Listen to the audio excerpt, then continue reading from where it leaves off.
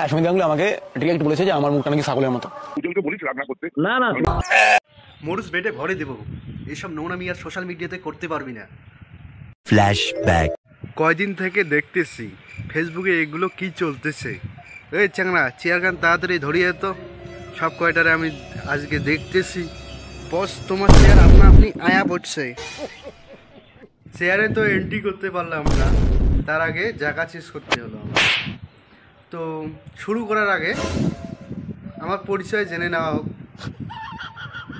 তো আমি হলাম গুরু। তো ফেসবুকে যা কীর্তিকাণ্ড ঘটবে তাই নিয়ে আমি করবো শুরু। তো সমঝ গেয়া? তো চলো বং মিডিয়ার কাছ থেকে শোনা যাক। হ্যাঁ, সুমিত গাঙ্গুলি আমাকে ডিরেক্ট বলেছে যে আমার মুখটা নাকি ছাগলের মতো। সমিত গাঙ্গুলি চলো কি বললো বং মিডিয়াকে। উজ্জ্বল 2050 সালের বাবা বলে আমাকে একটা দিকে শুট করিয়েছিল।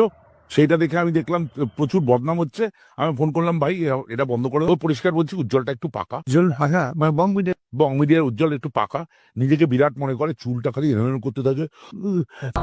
ছাগল একটা, পরিষ্কার বলছি ছাগল। আমার ওটা দেখলে আমার কিছু যায় আসে না।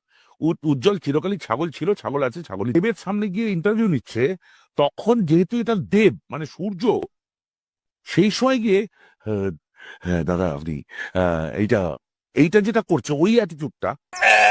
আমি ইন্টারভিউটা আমিও ছিলাম সামনে, দুজনে পাশাপাশি ছিলাম। আমি উজ্জ্বলকে আমি খুব ভালো করে দেখেছি যে এই রূপটা আমি দেখিনি। এই রূপটা শুধু ওই সময়টা ছাড়া, ও যেই ওখান থেকে বেরোলো আবার কিন্তু উজ্জ্বল হয়ে গেল।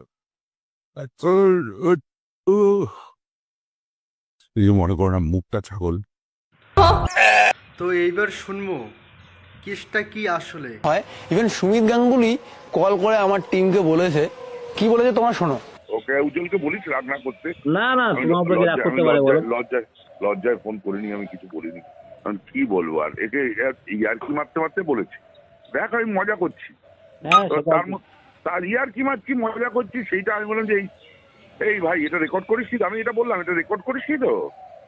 এটা এমনি ইয়ার্কি মারছিলাম বসে। ওরা যে রেকর্ডিং চালু রেখেছে সেটা আমি জানি না।